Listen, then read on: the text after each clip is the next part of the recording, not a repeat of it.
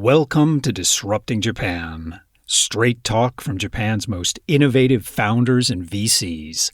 I'm Tim Romero, and thanks for joining me. To say that AI is hot right now understates the mania. AI startups accounted for over 60% of global VC investment in 2025, and things are on track to be even more AI-focused this year. And while investor and media attention remains stubbornly focused on the US and China, things are moving surprisingly fast here in Japan, although things are moving in a slightly different direction. Today we sit down with David Ha, the co-founder and CEO of Sakana AI, Japan's most valuable and arguably most innovative AI startup. Now, this episode's a bit longer than usual, but it is well worth your time, because by the end, you'll understand why the frontier model companies, the OpenAIs, the Anthropics, might be pursuing a flawed and very expensive strategy, and why there's a real chance for Japan to be a global leader here. In fact, as David explains, enterprise AI adoption in Japan is far more advanced than most people realize.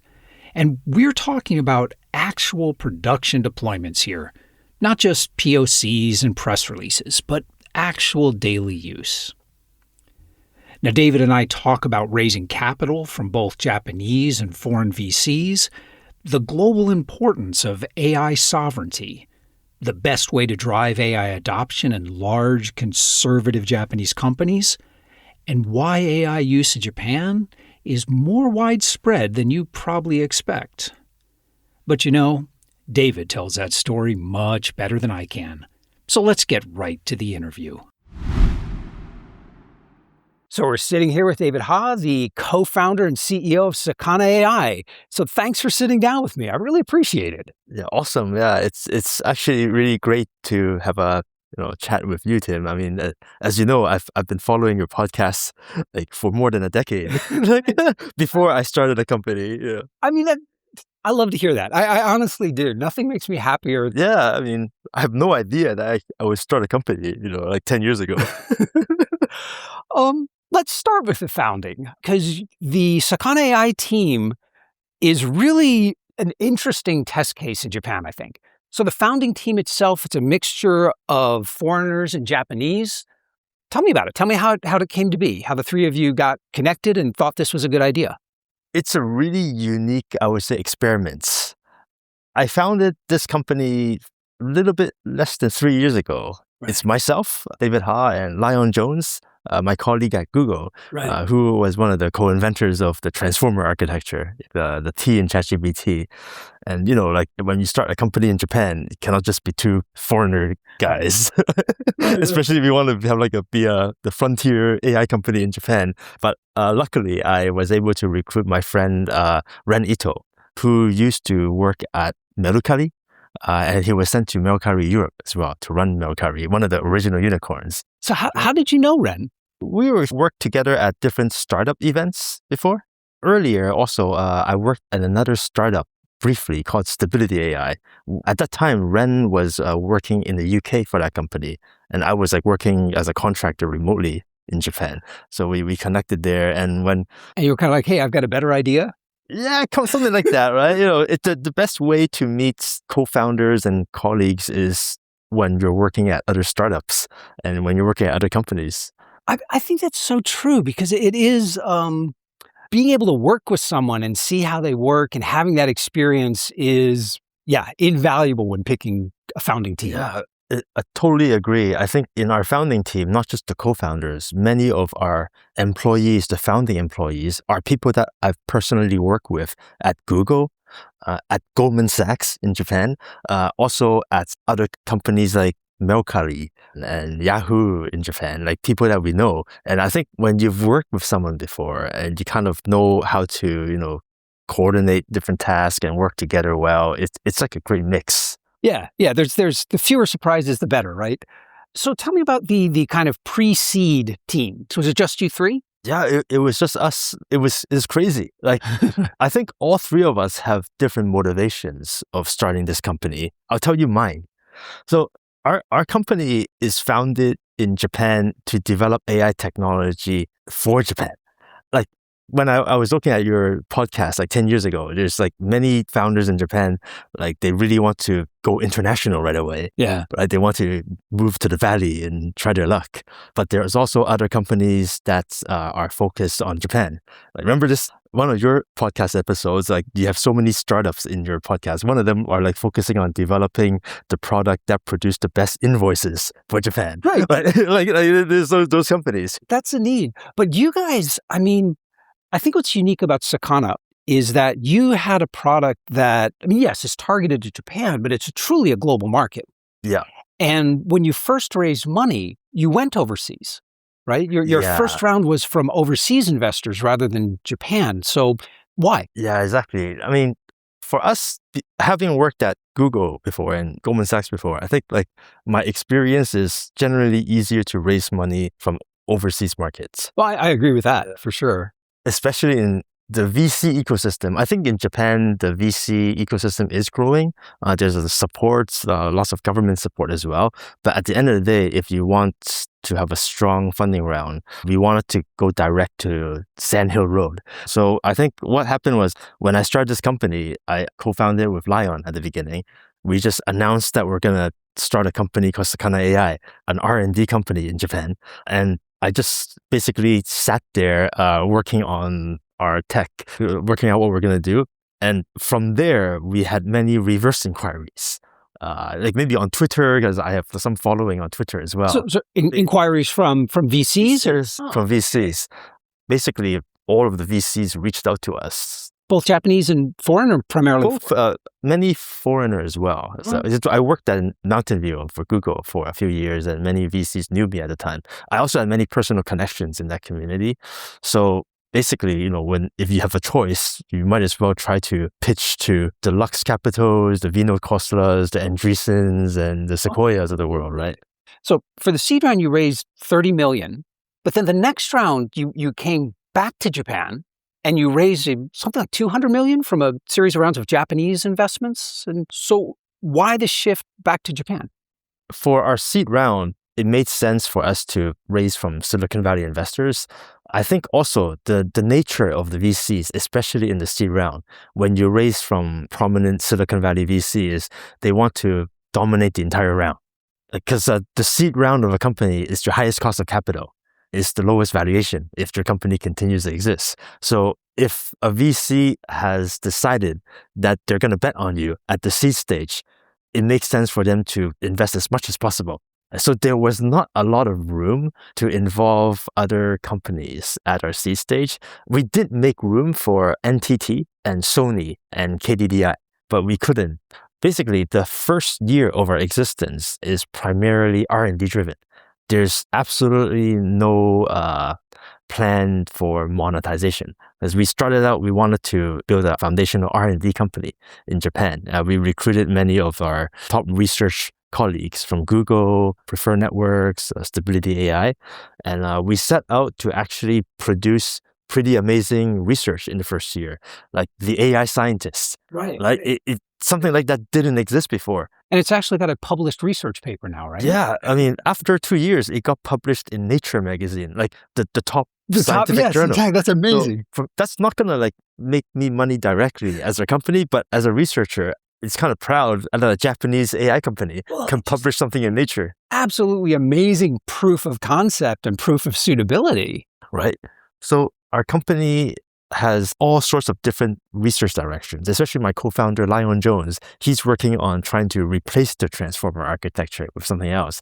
But for the AI scientists, we're really one of the first companies to look at the concept of recursive self-improvements, getting AI to improve itself using foundation models. So I really want to talk about the RSI lab, but before I get to that, I want to just... Yeah, how we came out of the Series A. Well, I'm just curious. So you guys are you guys a KK or a Delaware club? No, yeah. We are a 100% Japanese kabushiki kaisha. I registered this company myself in the Homukyoku in Azabu area. So I love this about you guys because like the common wisdom, which I mean, I've certainly said on this podcast many times in the past is that, one, hey, if you want to raise from overseas, don't do a KK. No one's willing to do due diligence on it. And hey, if you ever need to raise more than like, say, $20 million, it's really hard in Japan. You're best to go to Silicon Valley. But you're a KK. You've raised over $200 million in Japan. So am I wrong? Or are you guys just a special case in some way? Let's explore this topic because I think we broke all of the rules. I have a lot of motivation because like a lot of people give me advice saying you should have a Delaware company or a Cayman Island company. But at heart, I've lived in this country for a while and I love living in Japan and I want to build a Japanese company. Right. It's weird saying that as a foreigner, but I want to build a Japanese company. And I think if the investors at that time didn't want to invest because we're a KK, then I'll be like, so be it. And I think this goes back a longer way. Going against conventional wisdom. These are not things that I do intentionally. So when I first came to Japan, I came over due to a job placement from Goldman Sachs. I didn't know I was going to come to Japan. I thought the job was somewhere else. and they flew me to Japan. I just decided to stay here. It's such a lovely city. But I joined here during Lehman crisis, during a really rough time. And at that time, people don't talk about this, but in Goldman Sachs Japan, there's some sort of like the founder culture. Somehow, many people who worked with me on the trading floor in Goldman Sachs in Japan, in Roppongi Hills, ended up starting successful Japanese companies. One of them were on your show. Remember Akiko-san from Wanted? That's right. Yeah. She was at Goldman Sachs. Shin Mai, who started Genma, they listed recently. She was working with me at Goldman Sachs. There's also Kai Shinchiro, who started Folio. So the finance industry, certainly in Japan, is not known for launching entrepreneurial careers. So what was it? Was it just that team or was there something? Somehow around that time, when we had to live through the Lehman crisis, like when everyone got fired except for us, we kind of knew how to survive.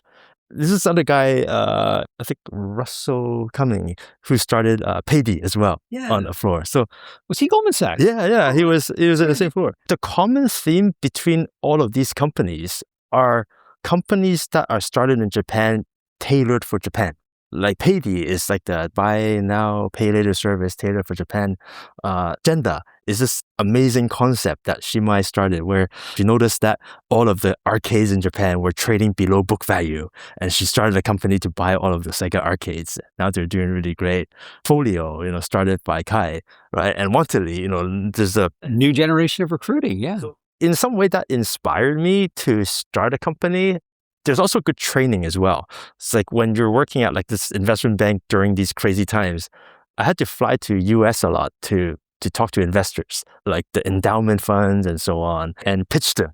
So it gets you ready for a lot, I guess. Yeah. I think it was good training. And when I started a company, I looked at it from first principles. I didn't take any advice about you should open a Delaware company or you should have this advisor or you should talk to this company. I really think in terms of first principles about what I think would have the most impact long-term in Japan. Yeah. So did Lux and some of the other investors, were they comfortable with a KK? They had to go along with it. Oh, to be fair, Lux Capital has invested in Japanese companies before. Right. They're a deep tech investor. And I think Coastal Ventures, they invested also in deep tech company. I think Kyoto Fusion Engineering or that company. So they had, Vinod, he invests all over the world. So he's a veteran. That is really encouraging. I mean, for the ecosystem as a whole, the fact that US VCs are getting more comfortable and more familiar with Japanese corporate structure is a great thing. Honestly speaking, the process of registering a company in Japan, if you read a bit of Japanese, it's quite simple. It's not that complicated. Yeah, people make a much bigger deal of it than it really is. It's like a few pages, and it's done for. You put in some initial capital, and you have a KK. You register the shared office, and it's done. So when people tell me how complex things are in Japan, I think if people can take a few Japanese lessons and you can open a bank account quite easily. You can like start a company, you can rent an office. It's not that hard, right? I totally agree. But the thing is, like, I'm sort of two minds. So like when I'm talking with like Medi or the Shibuya government, any friction you can smooth off is good, right? That benefits everybody. But when you're talking to an individual, it's like, come on, it's not that hard. It really isn't. I mean, if you're having trouble with this, You have no idea what's coming at you when you try to actually build and grow this thing. Yeah, I mean, if someone comes to Japan and tries to start a company in Japan, they should at least know how to open a bank account here, right? They should at least try to, rent an office here. So what about the experience raising in Japan? I mean, you had some fantastic investors from your seed round, and you raised over 200 million in different rounds from Japanese investors, right? Yeah.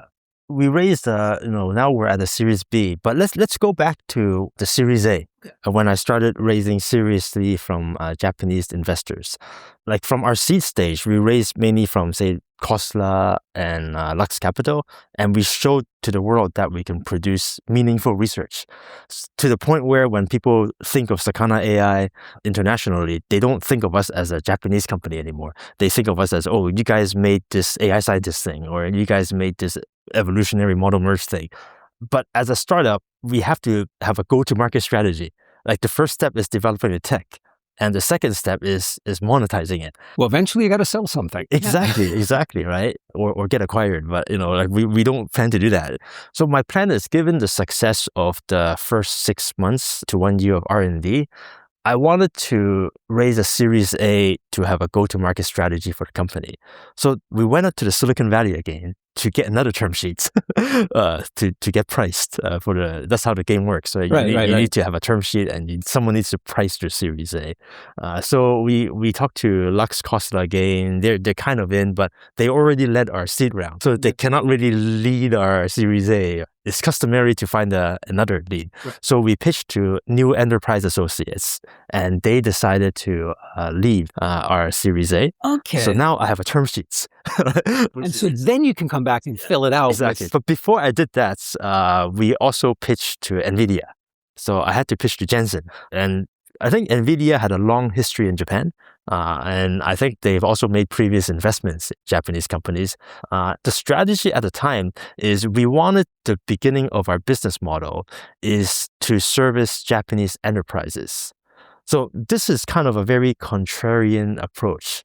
Usually for Silicon Valley type company, we should be product first. Like develop your own foundation model, develop your own chatbots, make everyone able to use it online, and grow your user base organically, and cross your fingers, and hopefully that more monthly active users every day, right? So that approach might work, but it's a risky strategy in Japan. Because I feel in Japan, the consumer market might not be as strong. Yeah, I think that's interesting, particularly in your case where you have, OpenAI and Anthropic, really well-funded competitors running that strategy. You want to be doing something different. Yeah, I mean, I don't want to go against Google as well at the beginning. Right. So that was a strategy. What we did instead is we wanted to work with large Japanese enterprises to actually help them build a platform to deploy customized AI workflows to actually really help the productivity of Japanese companies. So how do you avoid getting into kind of the consulting trap? You can't. Okay. That's the point, right? This is the contrarian strategy. Like many people view the SIR consulting solution is a nasty, unscalable thing. I mean, there's some truth to that. Right? So where you're kind of like always at the helm of the customer overlords. But you know what's so be it. Okay. We wanted to have a very strong enterprise business at the beginning. I mean, looking at kind of like a meta model here, are you thinking of something like Salesforce, for example? It's very consulting heavy, but all the consulting, all of that linearly scaling stuff is done by partners and resellers. Is that kind of what you're thinking? In my case, the vision I have, this is getting back to our experiment with the AI scientists as well. Back then, I knew that eventually or really soon, many of the AI workflow or even the software engineering workflow or the forward deployment workflows would be heavily done by AI itself. So I was actually challenging this sort of SIR enterprise model with the conventional view is, okay, in Japan, you have all these SIR consulting solution. It's not scalable. You have all of this annoying things you have to do to add value. But from my point of view, The danger is actually the SaaS market at the time, where you have these kind of boilerplate products that everyone will use, and people would demand customization because once software is cheap, everyone wants to have a customized software. So the silver lining for Japan is this sort of SIR model augmented with AI might actually be the model that the rest of the world might use. Okay, and so in a sense, actually, the AI itself will make the SI model more scalable. Exactly. We're still not there yet. But that makes sense where you're as a direction. I knew back then because we're starting to play with AI agents to do scientific discovery. If a system of AI agents can produce a machine learning research paper, surely it might be able to produce a credit analysis agents or a slide generation agents at the time. And so that's why it's great to have NEC and Fujitsu and Exactly. And this is a contrarian because many people did not appreciate the enterprise business. They think it's not scalable. It's a lot of like a hand holding. But for me, it's not just technological. I think in Japan, to get AI to have any impact, you really have to work closely with the top and the bottom of a company. I think this is one thing that Japan is uniquely strong at. Japanese enterprises and Japanese startups are able to work in these long-term partnerships that both sides would consider way too risky in the US, which is a much more transactional type of a culture. But Japan, you see these long-term co-development, co-marketing. There are startups that happily rely on enterprise partners for distribution in ways that makes me as an American nervous, but it works here. And it really is different the way enterprises will work with you. It's certainly a different operating mode. People are optimized for coexistence rather than winning. But it's not easy working with large Japanese companies. Even when I was at Goldman Sachs, like the bar is very high. The expectations of the quality is very high. And one way to make it easier to work with large Japanese traditional companies is to have them invest in you. Right. As a strategic investor. Then you're on the inside. It's kind of, not yet, but kind of. But you know what I mean? You're closer, You're right? closer, right? So getting back to the Series A story, after a year, we had the term sheet in hand. We got NVIDIA on board. Then me and my co-founder, especially Ren Ito, we pitched to many of the Keidan land companies. And we eventually had strategic investments from Mitsubishi, SMBC, Mizuho, all the three largest banks. Big banks. Because in Japan, they kind of run the show, right? We had NEC, Daiichi, Itochu, Fujitsu, you name it. So we had many of the large Japanese companies invest, and then we're in business. Yeah. So we have a research portfolio, we have a strong R&D team. Last year, I started building an applied research engineering team. And we cannot work with all of our strategic partners. We focus on a few of them to get the ball rolling. So we are able to secure strategic contracts with many customers, but namely Mitsubishi Bank, SMBC, and Daiwa Securities. As a research organization with a mind to the future where you're going to have to productize, how did you hire? You've got a mix of Japanese engineers and foreign engineers. As the founder of a company, there's really three most important things you have to do. The most important thing is recruiting. The second most important thing is fundraising. And then business development for the startup. That's the big three, yeah. In that order, actually. So recruiting is always a challenge because AI talent is in demand. It's very scarce. For me, it's really important that our company builds a distinct brand of research. Like, we're not using our investor money to train the LLM from scratch on day one. We would do that, like smaller scale, but we're not going to do exactly the same thing as like what Google is doing. Right. It doesn't make sense, right? Yeah, we have like a specific research goals of like AI-driven discovery, recursive self-improvement. So this itself attracts certain researchers to want to work for us. So it's not like they're attracted by any company. They're attracted by Sakana AI's research direction and the R&D philosophy. And I feel like having this vision allows us to attract people who are aligned with our R&D strategy naturally. Well, that makes sense, especially since you're taking a very contrarian approach. You're going to get people who are aligned. Is that pool big enough, or do you find you have to reach out to more of an AI generalist? It's not small, even though we're contrarian in a way, but we're not that contrarian. Like, think of it this way. When we develop the AI scientists, we're not using like totally new things. We're using frontier LLMs we built ourselves. We're building agents. These agents are discovering new algorithms. So this kind of skill set, the people who are able to do this, they're also able to develop systems to analyze the credit worthiness of a loan applicants, or to create automated slide deck for a bank. Like, the skills are not that different. So the technology is not so different. So for the team, what's the mix between Japanese engineers and foreign engineers who you've recruited in Japan and foreign engineers who've come to Japan to join you? The mix changes from time to time. I would say it's like 30% internationally and 70% domestically. And I think in the product developments and applied engineering teams, there's more emphasis on Japanese nationals or people who can speak business level Japanese, like JLPT-N1.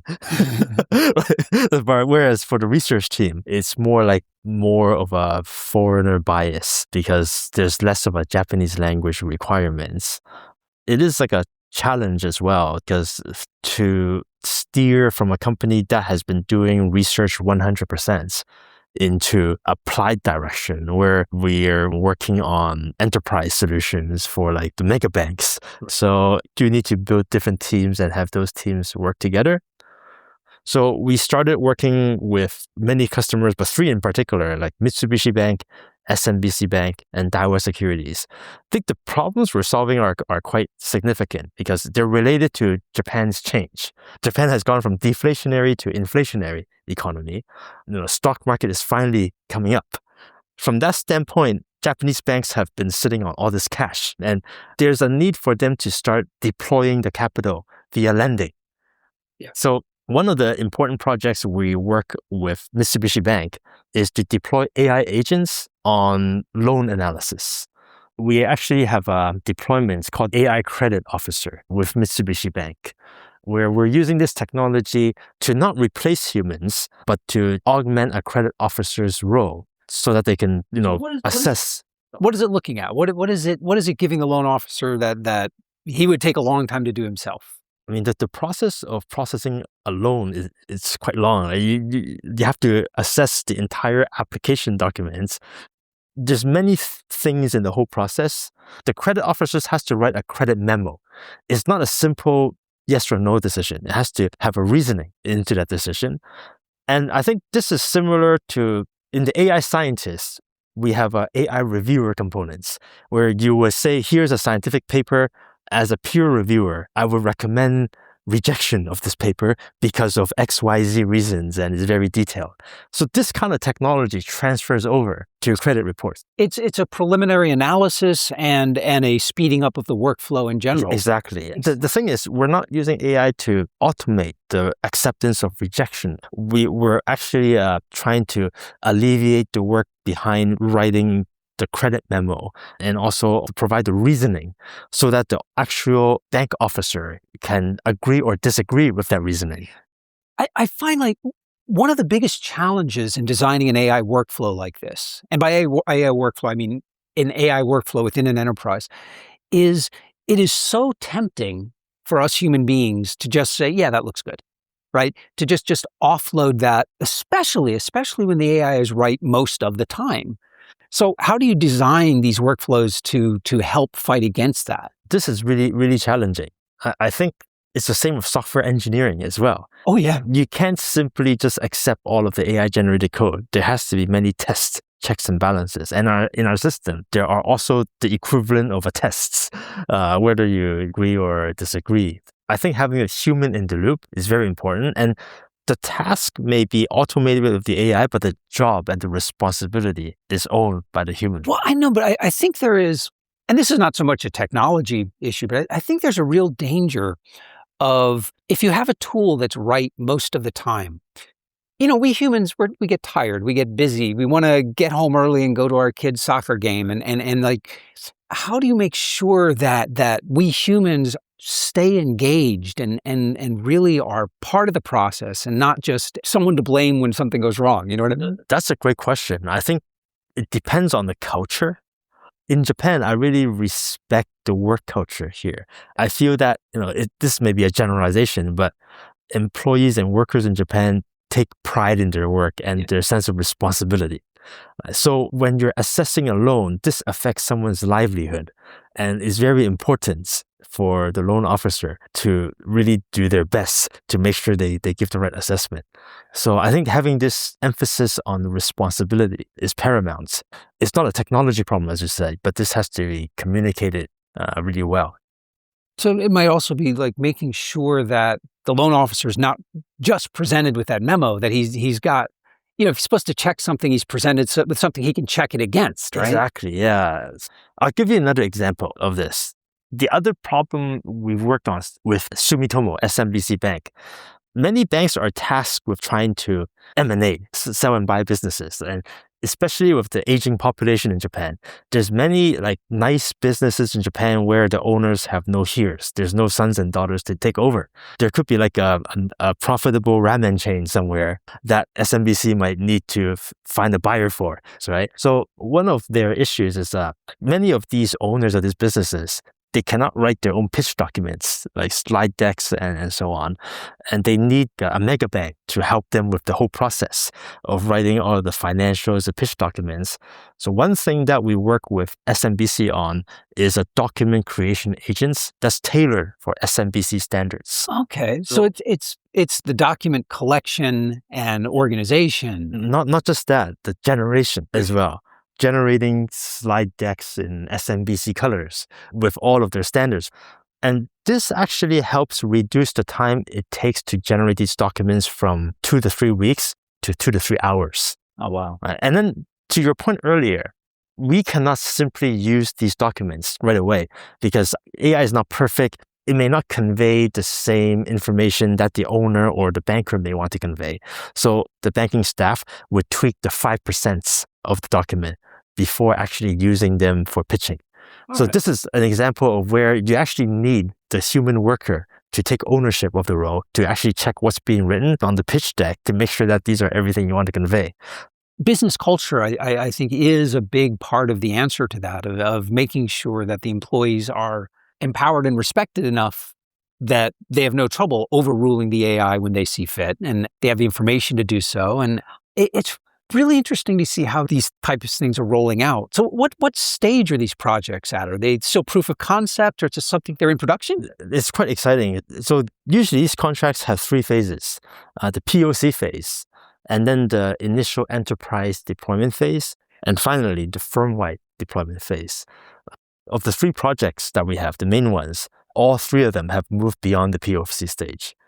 That is so impressive. Just because, I've worked with Japanese banks. To say they are conservative organizations is understating it. But the fact that they move from POC to initial deployment is amazing. They're clearly seeing real value in it. For this, I also have to give a lot of credit to the banks themselves. I would actually say that the Japanese mega banks, they're not behind at all. They're in fact quite ahead. Even compared to some of their American peers. It's really an interesting mix, isn't it? Yeah. They use cloud technology, they use frontier models, they're actually heavily investing in AI. Like Mitsubishi Bank has a chatbot app, so they're not that behind. If anything, they might be ahead of their global peers. And I think this is also part of the change that Japan is going through right now. I feel when Japan needs to change, it will change. Yes. We're seeing the start of that happening. After exhausting every other possibility, it will change. And when change comes, it comes really fast. Yeah, exactly. So at the first stage of our go-to-market strategy, we secured large Japanese customer, built solutions that work for them. But the enterprise solution is only one part of the story. Given our success in enterprise, within 6 months, we've already secured many of these contracts and delivered them. We've attracted another round of investors. So seed stage, R&D, mission complete. Series A, enterprise solutions. we show some success there, mission complete. It's like a video game. And then the Series B is the next stage. And a startup, there's like maybe the big boss at some point, but we're at the Series B stage. So from the initial success of enterprise deployment, we were able to raise a Series B. This time around, many of the investors are actually not traditional large Japanese companies, but instead they're like Salesforce, Google, Datadog, Citibank, Santander Bank, and In-Q-Tel, the CIA. And for the same strategic reason, to drive that enterprise collaboration. It's an interesting angle. They view that, okay, you guys had some success with Japanese enterprises and you kind of did things that people didn't expect. You actually made AI deployments work in large Japanese companies. And I think if the technology is good enough for them, we may have a path to international deployment. So the path I took was start in Japan first. Take care of your domestic market before going international. And I think from Series B onwards, which we closed a few months ago, our company really has three go-to-market strategy, three revenue lines. One is our expanding enterprise solutions business, which I just described, kind of like the Palantir style forward deployment engineer making things work. The other one, which is also growing, especially with the new administration in Japan, Takaichi administration, is the government and defense business. Even since the founding of our company, our mission is to help Japan improve its defense infrastructure. I think this is really important, especially as someone who lives in Japan. That's something I believe strongly about. And thirdly is we're finally producing our models and products aimed at the general audience in Japan and abroad. So now after Series B, we're going full on everything, enterprise, government, products.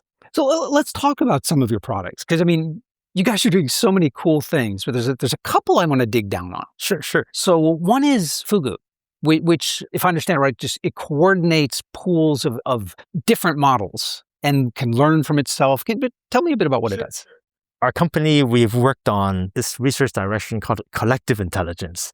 We don't believe that a single company or a single model would dominate all of AI. Some companies believe that, but we don't believe that. Well, the ones building the big models exactly, kind of have right? to believe that. Right? We think that every model has its own uniqueness to it, its own biases, its own strengths and weaknesses. And being in Japan, we're not China. We could use US models, right? And we could also use Chinese models as well. We can use our own models. We should try to build the technology to combine the strengths of as many models as possible. So when you're doing that architecturally or maybe philosophically, when you're setting that up, are you trying to pick the right model for the right task, or are you more of give a diverse set of models a similar problem and then work through the different answers? That's the philosophical direction. Like we want to develop the technology that would take advantage of the strengths of different models and like kind of fuse them in creating the model that works in Japan. And there's many approaches to do that. But one project we did that ended up to be our Fugu flagship product is to actually develop a foundation model. So Fugu is a foundation model, is an LLM. But this LLM has the capability to call other LLMs when needed to actually achieve a superior result. How does it know when it's needed? Because LLMs are notoriously bad at this. This is a good question. Like, if you played around with all of these models, say you're an AI engineer and you have to implement workflows for your customer, and at your helm, you can have Gemini, DeepSeek, Kimi 2.5, Opus, and GPT. You kind of know which models are good at this, which models suck at that. Like maybe Gemini is good at creative writing, GPT at reasoning, Claude at code. And when your client or your boss gives you this project, you say, oh, this part I use Gemini, that part I use Claude, and so on. This only works up to some extent. When we're getting these models to do multi-step reasoning, there's a lot more that we can get out of using different models. So our approach, which is the same approach as any AI research, is whenever you don't need to rely on human heuristics, but you can learn those heuristics from data, you should. So our approach is actually to use reinforcement learning on a variety of different tasks to train an LLM how to do this orchestration. and at which step you should do this orchestration. So given the multi-step reasoning nature, maybe the first step you might assign to this kind of model. Maybe the second step, you might actually use another model. Maybe the third step, you use the final model. So all of this has to be learned from data using reinforcement learning. So this Fugu LLM itself is trained with reinforcement learning. It's not a simple router. It doesn't simply assign the task to one model and gives the response to the user and call it a day. It's a multi-step approach. So does the responses from those models feed back into its own training and eventually gets better and more self-reliant? When we're developing, we collect a lot of data internally on our own use cases. So we can actually train this model and improve it by verifying our own users' feedback. And this is very common for coding models as well, where you would have like traces of coding data to improve on. So in our case, when we rolled it out, we have a beta testing. When we have the users' blessing, we can use the data to improve the model. But at the same time, there's opt-out as well. So users can opt out of data collection. So I think it's a fair. We also use synthetic data to train the model better. There's all sorts of things we can do to improve the quality of this model. But at the core, I think having the technology to be able to reliably orchestrate between numerous different foundation models is an important technology. I think this allows, like, if one model provider suddenly ceases to exist or suddenly decides to change their policy towards Japan, then you can continue to use a routing model. Well, I do think this is one of the biggest risks for the big frontier model companies is that there really is very little switching costs. The different LLMs have different strengths and weaknesses, different flavors, but it's not that big. And are the models you're working with, are they the kind of the open models? Are they the big frontier models? All of the above? Yeah, it's all of the above. We have our own open source models. We have our own models. We can use the US frontier models as well. And when we roll this out, the user can actually choose which models they want the underline to be. So for example, if the user in Japan does not want to use DeepSeek, they can turn it off. Or if someone does not want to use Anthropic, they can turn that off. So they can choose which underlying models they want to use. So I'm curious. So the frontier models are always 6 months ahead of the open source models.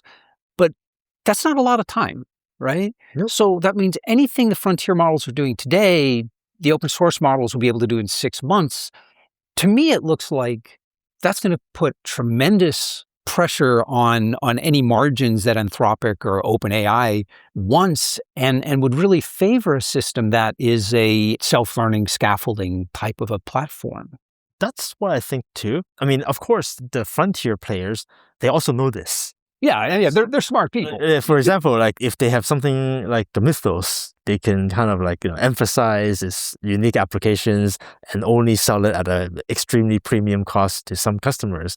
But getting back to this type of product, I think strategically it makes sense because, as you mentioned, open source models or the second tier models are only 6 months behind. And in reality, most of the tasks that people need to do might be done by a cheap model. Maybe 10% of the time you may need an Opus model, and maybe 90% of the time, maybe like a Genma 40B or something will do the job. So having the orchestration technology to actually decide where to route the task, you can also optimize this for cost performance rather than pure performance. And we're getting at the stage where cost of tokens per hour exceeds like multiple hourly wage of real employees. It's getting really crazy, right? Yeah. So you're going to enter into the world where the CFO of a company might actually want to have orchestrator or a router so that the task where you're simply creating a landing page for the website, it should not go to like a very expensive model. Whereas if you're trying to prove Fermat's last theorem, then it will go to the more expensive model. So having this technology makes sense. Also, there will be in the future, I envision there will be not just performance related reasons to send, but also data sovereignty. Well, yeah, and I think so this kind of routing can determine whether you want to be routing to a self-hosted model as well. And yeah, so these are all things in our vision that I think it's important to be the company that's very focused on building the R&D towards orchestration. This is like a very complicated advanced R&D topic. No, but it's fascinating, and I think it's going to be absolutely essential for rolling out at enterprise scale. Exactly. And the first product we roll out is a simple API. It's OpenAI compatible, but many things we're talking about, they're needed in the future. Oh, hell yeah. But so for something like this, would it require, I mean, it's got to be a mixture of like hard-coded rules and the AI inference. Would that have to be trained up uniquely for each individual customer to fit their policies? Or do you think it's like 80% just intelligent routing will be the same across everywhere? How do you think this will roll out? I think there will be different needs for different orchestration models. The initial models that we're rolling out are tailored for software engineering and for research tasks. But I can see demand for custom enterprise tailored orchestration. Whereas like this particular, say, mega bank or this particular strategy consultant or the government may need to have a unique orchestration strategy that's trained on their own use case data. Or, I mean, but are some things just like personal information has to be handled on site or Exactly. Those will also require more guardrails as well. For example, if you're using an orchestration model in your local Mac and it's using your own personal email, maybe your agent will simply have a hard guardrail where it simply cannot send any data to a cloud model. Right. So you're going to have all of these features that will be required in the next few years. I think we're going to enter into a world where we're moving from mainframe to PC again. Yeah. Everything right now is mainframe on a cloud. The history of computing since the 60s has been in and out of the cloud. Like back in the 80s, people kind of laugh at the hobbyists using the Apple IIs. But now you're at the stage where we're getting to the stage where you can run more advanced local models that will do 90% of what people need to do. But people still want that extra 10% performance, right? So, and that's where that routing comes in. We're going to have some sort of hybrid, I think. That makes a lot of sense. I mean, just from a pure financial perspective, it almost has to go that way. I mean, I think the RAM shortage issues is very challenging, but it will be addressed sooner than the data center capacity issues, where you actually have to build more nuclear reactors, build actual transmission lines, right? Whereas like you can buy like a Mac Mini and it'll run at like 150 watts in your home power line. That's exciting. Let's talk about sovereign AI, Namazu in particular. So this is an LLM adapted to the Japanese needs, right? Yeah, so this is kind of a weird story of why we did this. Like we're also having our R&D effort on developing our own foundation models. We have numerous efforts in the pipeline. We're even exploring training models from scratch, end to end. But being the scrappy startup, before devoting huge amount of resources to train our models from scratch, we want to see how far we can get by working with open source models. Like they're already available. People have already invested massive sums of money and compute to train these models. So our early projects is actually to explore how to adapt open source models around the world to Japan's needs. So what are Japan's needs? What are they worried about? We've actually did a systematic study of this. We looked at the most biased models, actually, in particular, say DeepSeek. Okay, it's produced in China. But of course, we really respect the researchers and engineers at DeepSeek. But given the development in China, they also have to adhere to the regulations there. They have to say the right things. We looked at like Llama. It's also quite biased towards the US narrative. We looked at GPT-OSS that was produced by OpenAI. We did a systematic study of how neutral these models are in Japanese culture and Japanese history. Right? So we're not looking to make a model that's biased towards Japan, to be clear. We want to have a model that's neutral. Okay. Right? So we have two different benchmarks. One is neutrality, and we also have a factual accuracy. So we measured these in the context of things that Japan cares about. We actually work with like scholars and academic institutions to create our own benchmarks for neutrality and factual accuracy. So looking across from DeepSeek and Llama and GPT-OSS, it doesn't look like they're that different in terms of the amount of bias. Actually, GPT-OSS is not so biased, but Llama is actually quite biased. Surprising. Yeah, and DeepSeek, we want to choose the most biased model to do this study. We want to develop a post-training technology to solve this problem. This is actually a very challenging problem. There are 4 things you need to do to post-train open source models to adapt them for Japan. One is what I call decensor the model, so that it will say things that maybe the government in their country does not want them to say, right? At least that's the first step. The second step is debiasing the model. So it's not allowed to say anything, but this is the narrative they're trained to spin. Sure. I mean, just based on the training data, that's going to be in there, right? Exactly. So you have to debias it, make it as neutral as possible. So uncensoring the model so that the model might say things that its government might not allow it to say. Debiasing it is making sure that the narrative is neutral between the country of development and Japan. The third part is actually instilling Japanese specific knowledge and values into the model. So as a foreigner coming to Japan, I spent many years learning about Japanese culture and so on. Same as an LLM. You have to have the data sets to actually instill Japanese culture, knowledge, and values. And we end up learning the same way. It's just by lots of training data. Exactly. No one will lay out the rules for you. The fourth one is the most technically challenging, because once you start post-training LLM, there's a concept called catastrophic forgetting. So it will forget what it already knows when you train it. So these models are trained to do really well at their original task, their benchmarks like math, reasoning, coding capability. Once you start debiasing it, uncensoring it, and teaching it what it means to be Japanese, it starts forgetting how to code. It starts forgetting how to reason. So you actually have to continue training it on all of these difficult tasks to maintain or exceed its original performance. So these 4 things are very important in order to post-train an open source LLM into something that we believe is usable within Japan. So when you're doing this, is it primarily giving it new training data? Is it primarily looking and fine-tuning responses, or a combination of all? It's a combination, yeah. We spent a lot of work on our own data curation. We work with many sources in Japan as well, like academic institutions, scholars, and so on. And I think once we made it work, the models are quite capable. To showcase this model, we released our first public service called Sakana Chat. I was playing with that the other day. Yeah. It's kind of fun, right? I think it's a good launch because last year we're known as, okay, you guys are just doing enterprise work. How can I use Sakana AI technology? So I wanted to really release something that anyone in Japan can use. Even though it might not make revenue, I think it's important for us to have this commitments and attachment to Japan. So we released Sakana Chat serving our Namazu LLMs that are tuned not just for Japanese values and culture, but it's also very capable agentic-wise as well. It's able to use many agentic tools. It's able to use web search agents. It has reasoning capabilities. So when we're using Sakana Chat, it's not a simple chatbot. You can ask it factual things like what's the weather tomorrow, whether I should buy Japanese government bonds or not, like what's the price of the Nikkei and so on, and it'll tell you.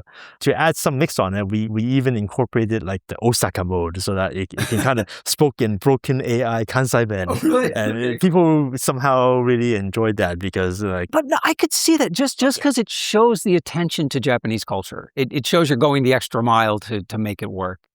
Are some of the models more retrainable than others, or are they all fairly similar?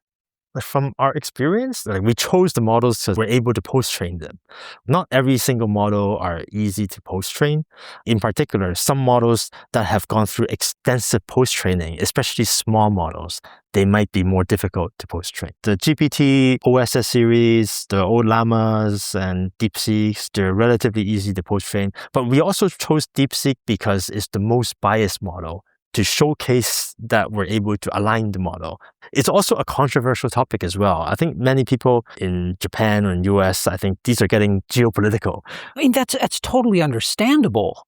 Not just Japan. Every culture is unique. Every society has their own history and their way of looking at things. And how important do you think this kind of sovereign AI or AI that's tailored to a particular culture is going to be in the future? Sovereign AI in a country like Japan, in my opinion, it's not simply about training a Japanese LLM, right? At the end of the day, Gemini is pretty good at Japanese. Claude is pretty good at Japanese. Even DeepSeek's pretty good at Japanese as well. You can always tune these models for the value. The sovereign AI is about a country that has the know-how and the expertise to develop AI technology and even work with technologies in AI around the world so that it's not reliant on individual models or technologies from a particular vendor or country to really own the sovereign of the technology. It's like a supply chain. It definitely makes sense from a supply chain and industrial policy point of view, but isn't there a real need of, like the Japanese government would want to be using an AI that is hosted in Japan, that is tuned for Japanese needs, and I imagine most major governments would feel the same way. Yes, definitely. But what I'm saying is in Japan, there are many efforts, including our companies, to actually develop LLMs even from scratch to adhere to the needs of Japanese governments or to preserve culture. But that alone does not solve the sovereign AI's needs.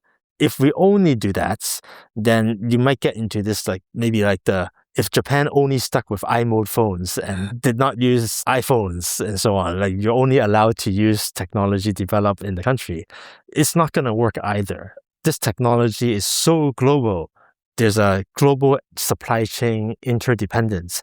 Japan needs, for example, NVIDIA GPUs to do inference, so it cannot be totally self-reliant. China is trying to be self-reliant, but maybe their models are using Claude models' outputs to train them using distillation. And in the US, they're also using contents from around the world, including Japan's, to train their model. They're probably using Japanese parts in their data centers. It's a global supply chain, right? So I think this concept of sovereign AI, whether we like it or not, AI is a complex global supply chain ecosystem, and you can't fully have a self-contained AI ecosystem. It's important to have the capability to develop and maintain and run models domestically. So if other countries turn off their API access, your infrastructure continues to run. That's very important. Okay, that makes sense. So AI sovereignty is much more about supply chain resiliency than about owning the stack. Yeah, I don't think any country can truly own the entire stack. Even US and China cannot own the entire stack. Then that gets back to why that routing is so incredibly important, because it gives you that resiliency. This is, I think, precisely the reason why we really want to emphasize building out the R&D on the orchestration technology. Even philosophically, humans are a collective intelligence. We're not a big brain, right? So we're like billions of little brains working with each other and communicating. The entire humanity is one big collective intelligence. The same is going to be like that for AI. I love that. This post-training, this Namazu post-training to set tone and reduce bias, is that something that only makes sense on a national cultural level, or is that something that could be tuned up for specific enterprise customers to fit their feeling and needs and biases? And that's a good question. I'm sure that cultural alignment is not restricted to individual countries.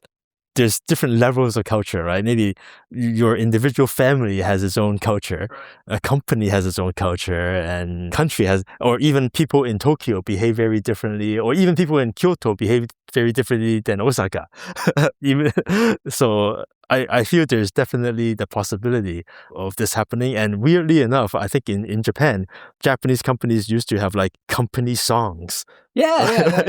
They have like their so it'll be interesting to have like a unique LLM that's tailored for a Japanese traditional company and trained on the history of what the previous sachos have said. If it can be made economically, I can completely see that happening.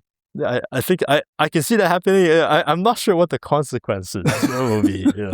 Would you have like a large Japanese companies have their own LLMs that's trained on their own corporate culture, and all the employees will learn to adapt to that corporate culture? Let's talk about startups in Japan again, because like I said, I love the fact that you guys broke all the rules. You raised money overseas as a KK. You raised significant capital here in Japan. What advice do you have for founders in Japan now, both foreign founders and globally minded Japanese founders? Is that the right model to follow, or? We broke many rules. We didn't break all the rules. I think the most important thing is to think from first principles. Think whether every action actually makes sense or not, rather than blindly taking anyone's advice, including my own. Being able to think rationally from first principles is important. My advice to founders is not to easily take other people's advice, actually, because like a lot of advice that people give, like you should do everything that Silicon Valley companies are doing. I feel in Japan, especially for Japanese founders, there's an idolization of Silicon Valley. Do you think that's still the case? I mean, it was definitely true 5-10 years ago, but I find there's a more Japanese self-confidence. I hope so. Yeah, I think the tide might be turning, because like in the course of me starting this company, I do think that many Japanese founders kind of idolize the way the Valley works. They think it's so great, but I lived there, man. It's like I don't like Silicon Valley. I like Japan. That's why we're here. Yeah, that's why I'm here, right? So I do think try to understand what you're trying to achieve, what the goals you have in mind. And if it does make sense for a founder in Japan to move to the Bay Area, then that's fine as well. And vice versa, I think there's many foreigners now coming to Japan to start companies. Many of them are well-intentioned, have a clear business strategy, but many of them might be like, oh, Japan's kind of cool. I like anime, and I went to Japan for a vacation many times. Why don't I go there and visit Shibuya Support Center? You have to be prepared to start companies here. I get contacts from overseas at least a couple times a week. People saying, hey, I want to move to Japan to start a company. What should I do? And I'm like, I don't know, man. But yeah, starting a company, you need to be close to your customers and understand the problem you're solving. But it makes sense what you're saying. So like, listen to the advice, but just make your own decisions. And exactly. I think, we really have to think for ourselves. And if we do things that everyone else is doing in startups or even in trading or investing, it's less likely that it'll be very successful. Yeah, absolutely. Especially in startups. There's so many people trying to solve the same problems. You've got to be doing your own thing. You got to be doing something different, but maybe not too different. Well, listen, David, before I let you go, I want to ask you what I call my magic wand question. And that is, if I gave you a magic wand and I told you that you could change one thing about Japan, anything at all, the education system, the appetite towards risk, how rapidly people will adapt new technologies, anything at all to make it better for startups and innovation in Japan, what would you change? This is a good question. There's many like the typical answers like, let's teach everyone English at a younger age or something. That's a common one. That might actually make people less innovative in my experience, right? Japan will cease to be Japan, like that sense, right? So we have to be very careful if we have this power. You asked about increasing the amount of innovation in Japan, right? There's all this talk in Japan about should we teach kids more English, or should we introduce STEM programs, give everyone laptops, or encourage more daycare centers in Japan so people can work. All of those are great. But to really move the needle in terms of having this innovation, like the era in Japan when you have companies like Sony or Panasonic come out, there's a few factors. One is the nation needs to have a collective sense of hope. It needs to feel hopeful. It could be poor. Everyone can be dirt poor, but they have hope. And that hope leads to things being done. So what creates hope in Japan? Is it more money? Is it less taxes? Or is it more benefits? Probably not. I think it's stories and narrative. So if I have a magic wand, I think if the population in Japan is more optimistic about the future in this country, suddenly they're persuaded, brainwashed to be more optimistic. They believe things are going to happen. And the thing is, there's plenty of reason to be optimistic here. There really is. But yeah, you're right. There is this unfortunate cultural tendency to, when faced with good news, saying, well, it's not really that good, right? Yeah, exactly. People should be optimistic. With optimism comes change. Yeah. And change leads to more optimism. So if I have a magic wand, make everyone in the country be very optimistic. And that'll lead to even more optimism. Exactly. Fantastic. Well, listen, David, thank you so much for sitting down with me. I really appreciate it. Yeah, appreciate it, Tim. And we're back. Sakana AI's orchestration strategy of owning the router, of being the router, is a good one. The low-cost models are only 6 months behind and gaining quickly. And with inference costs certain to rise in the future, in the long run, this kind of orchestration is the only financially rational approach. The other thing I appreciated from our conversation was just how fast Japan is changing, both in terms of AI adoption and in terms of startup innovation.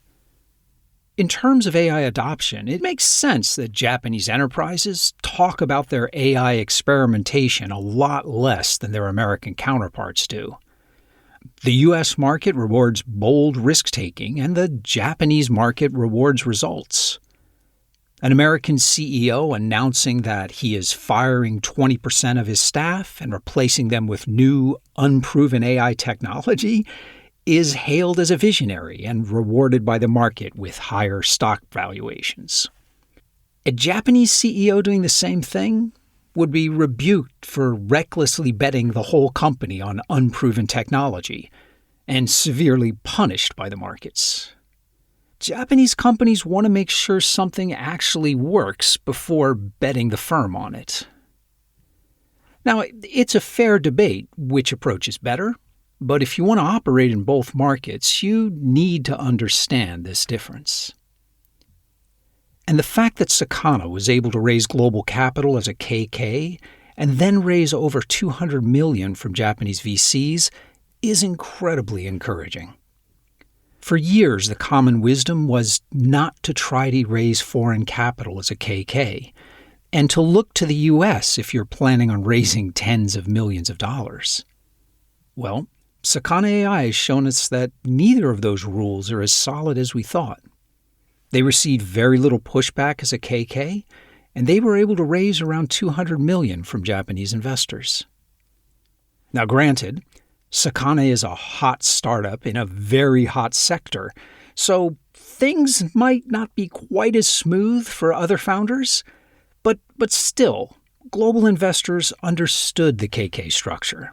Sakana was not their first KK investment.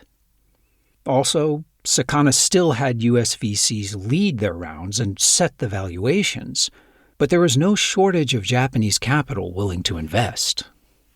And that is encouraging for the whole startup ecosystem here. Individual investment trends and amounts ebb and flow, but the landscape is steadily improving for Japanese startups and globally minded Japanese founders. Building startups is never without challenges, but as David and I discussed, there are just so many reasons to feel optimistic about startups in Japan. If you want to talk more about AI in Japan, David and I would love to hear from you. So come by disruptingjapan.com/253 and let's talk about it. And if you enjoy Disrupting Japan, share a link online or just tell people about it. Disrupting Japan is free forever, and letting people know about it is the absolute best way you can support the podcast. But most of all, thanks for listening. And thank you for letting people interested in Japanese startups and VC know about the show. I'm Tim Romero, and thanks for listening to Disrupting Japan.